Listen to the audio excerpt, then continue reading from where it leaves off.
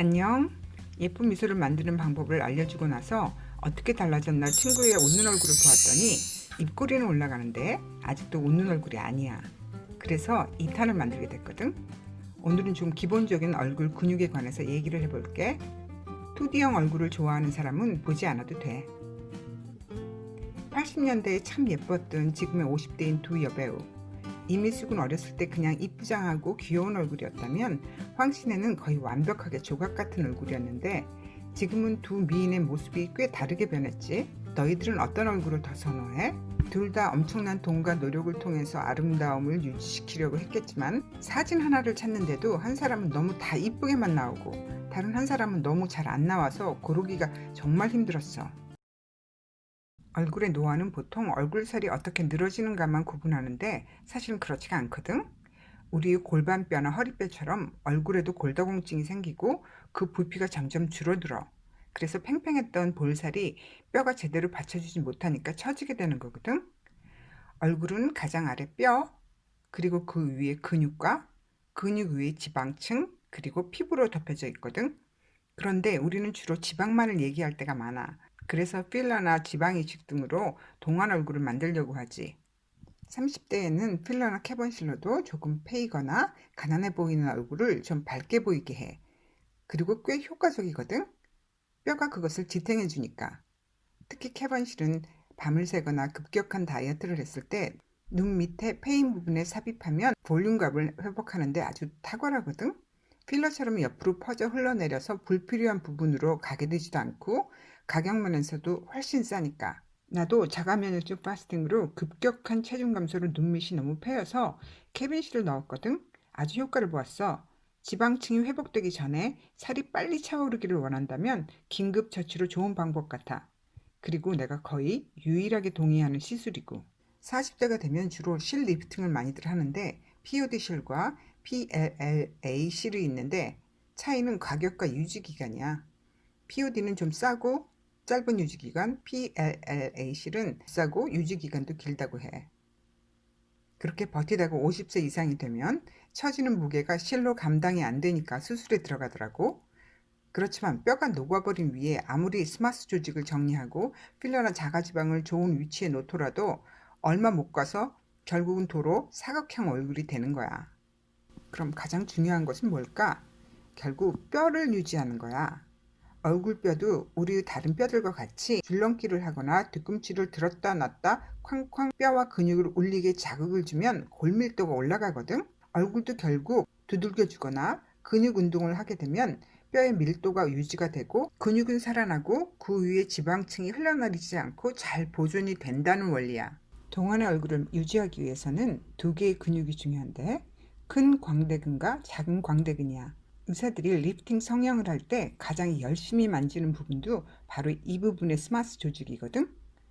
옆 볼살 전체를 책임지는 큰 광대근과 앞 볼살을 지탱하는 작은 광대근. 최근에 동안 얼굴을 유지하기 위한 아주 작은 근육의 중요성이 밝혀졌는데 그것이 안구 근육 밑에서 얼굴 전체와 연결된 아주 작은 볼 등쪽 근이라는 멜라리스라는 근육이야.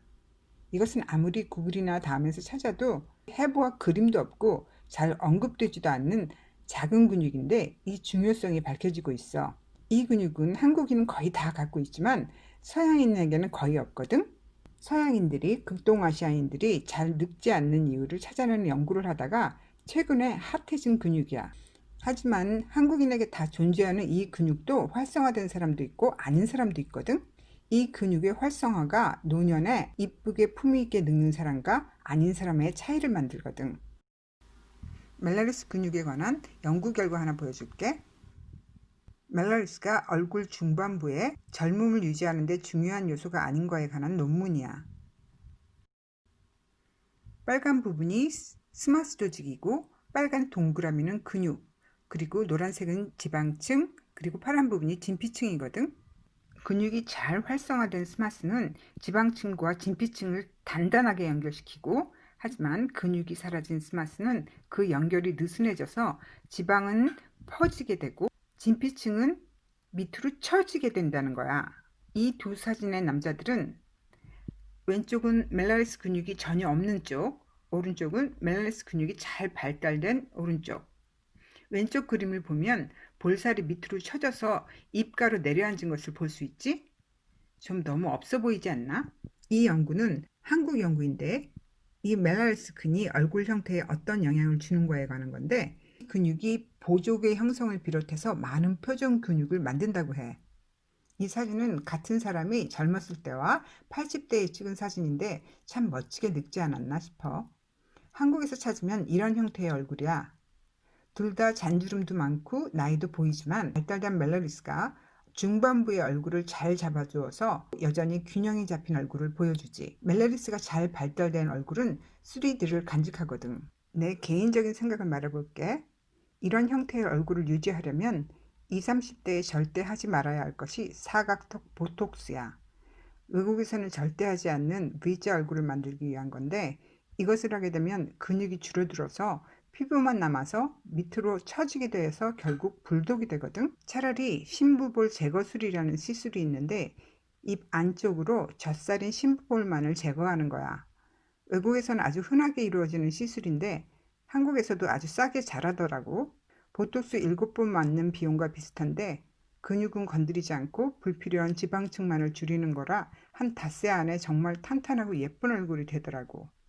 물론 30대가 되면 저런 거 안 해도 저절로 볼살은 빠지지만 20대 때 빨리 이뻐지고 싶으면 꽤 괜찮은 수술이 아닌가 생각했어. 버클 팻 리무벌이라고 치면 사진들이 정말 많아.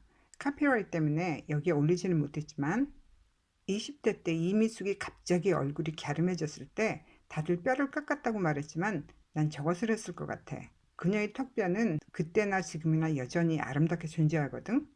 그리고 50대 이상은 필러나 자가지방 이식은 제발 좀 하지 말았으면 해.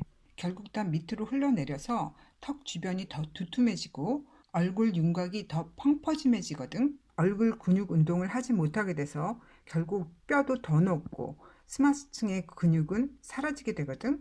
차라리 하려면 미니 거상을 해. 한 10년은 가는 것 같더라고. 40대에도 하지 말아야 할 것은 이갈이 보톡스를 포함한 턱 근육 보톡스야. 이것은 내 경험인데 내가 40대에 엄청난 스트레스로 이갈이가 심해져서 치과 의사가 보톡스 한 통을 내 머리 피부에 들이부었어. 거의 6개월 동안 턱 근육을 쓰지 못하게 되니까 피부가 늘어져서 사탕볼처럼 입 주변의 피부가 덜렁덜렁거리게 됐거든. 내 턱 근육을 다시 만드는데 몇 년이 걸렸어. 온갖 기구를 사용해서. 지금도 계속하고 있고. 하지만 서머지나 울세라, PRP, RF의 피부 조직이 콜라겐 생성에 도움을 주는 시술은 이 시기가 아니면 별 효용이 없다고 해. 어느 정도 콜라겐이 있어야 부스팅도 되지 이미 다 사라지고 나면 효과도 없다고 읽었어. 나도 한국에 올 때마다 매해 한 번씩은 했었거든. 하여튼 이런 것들은 내 그냥 개인적 경험과 의견일 뿐이야. 하지만 필러나 보톡스나 실러하는 시술은 근육 운동을 하는데 정말 방해가 되거든. 근육 운동을 하게 되면 이런 것들은 정말 필요가 없어. 이제 자신이 좋아하고 원하는 얼굴형이 이미숙형이라면 나를 따라서 얼굴 근육 운동을 해보자고. 동그랗고 갸름하고 조금은 투디인 평평하고 부드러운 인상을 원하면 다음에 올릴 영상은 보지 않으면 돼. 내가 이번에 화장품 만들기랑 같이 올리려고 했는데 내 영상들은 너무 길고 지루한 것 같아서 다음에는 스마스에 있는 근육을 강화해서 녹아내리는 뼈를 보존하고 늘어진 지방을 근육 위에 탄탄하게 붙게, 그래서 혈액순환이 잘 되어서 피부도 자연스럽게 생기있게 만들어 보자고. 다음엔 운동과 피부에 좋은 영양제와 스킨토너와 립 아이 리무버 정도 만드는 영상을 올릴게. 알람 설정하고 기다려줘. 진짜 너무 효과가 좋거든. 그럼 안녕.